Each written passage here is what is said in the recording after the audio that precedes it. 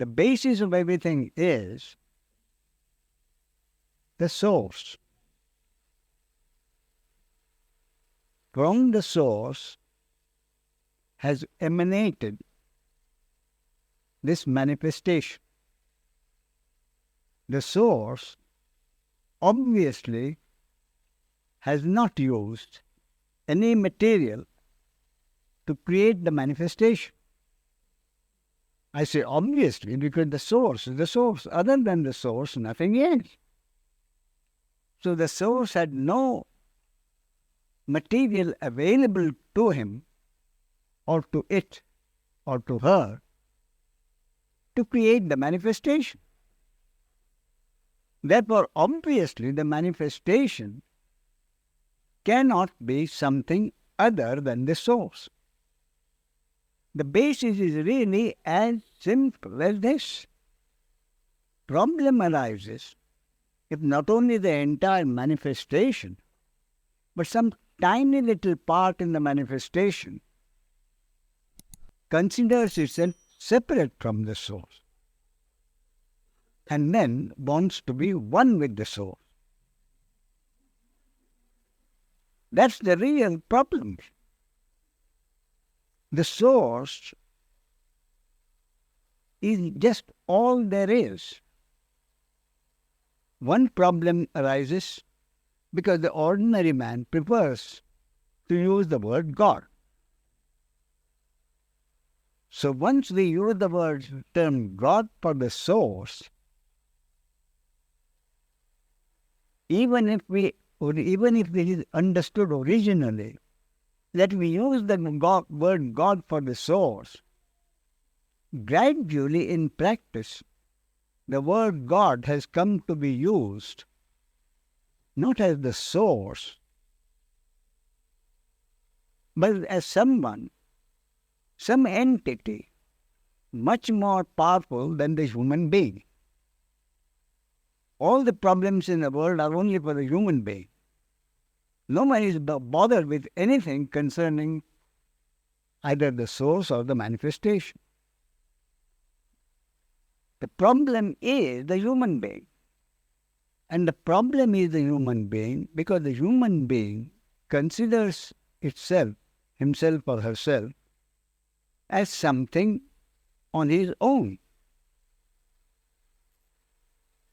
Therefore, as an entity in life, the human being has found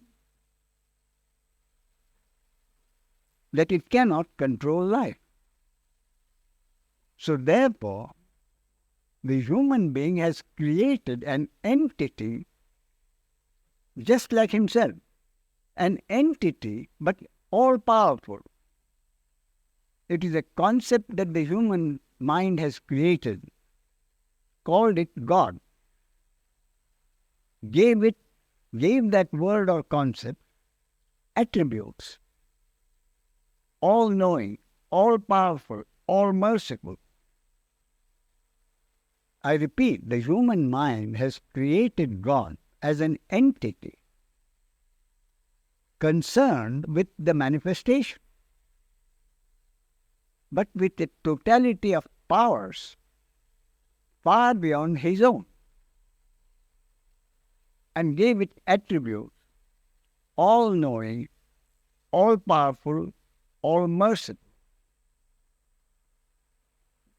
But therefore I make it perfectly clear that the way I use the word God is not as an all-powerful entity, not like the chief executive officer of the manifestation. But honestly, that is how the word is used. So a clerk or a junior officer or a senior officer has to approach the chief executive officer, whether it be the president or the chairman, for whatever he wants. And that is exactly how the human being treats the word God, not as the source from which he himself has come as part of the manifestation,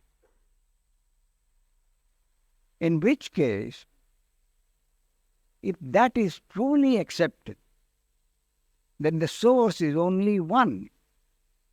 And if something has emanated from the source, then what has emanated from the source cannot be something different from the source. It's really so simple. But because this is forgotten, because this basic simple fact is forgotten, all life's problems arise. And as I think I said yesterday, the wonderful metaphor in the Hindu scriptures of the way the manifestation has come from the source, I've often thought about it, and I thought that's the only metaphor which is perfect.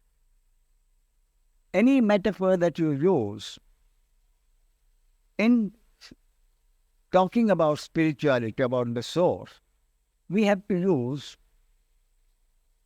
objects.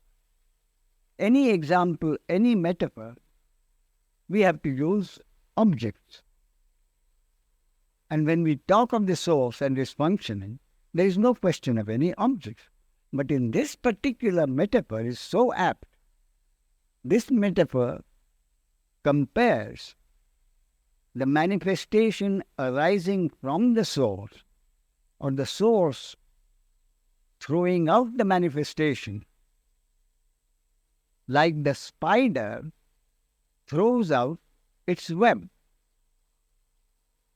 The spider does not make use of any material outside of itself to throw out the web. It comes from its own saliva. The web comes out. When the web is not needed, the spider takes it back. So the manifestation has come out of the source. And it is really, truly only the source who is concerned with the manifestation and its functioning. The manifestation has come out of the source, and the functioning of manifestation is what we call life. So who is really concerned with life? Only the source is concerned with life, no one else.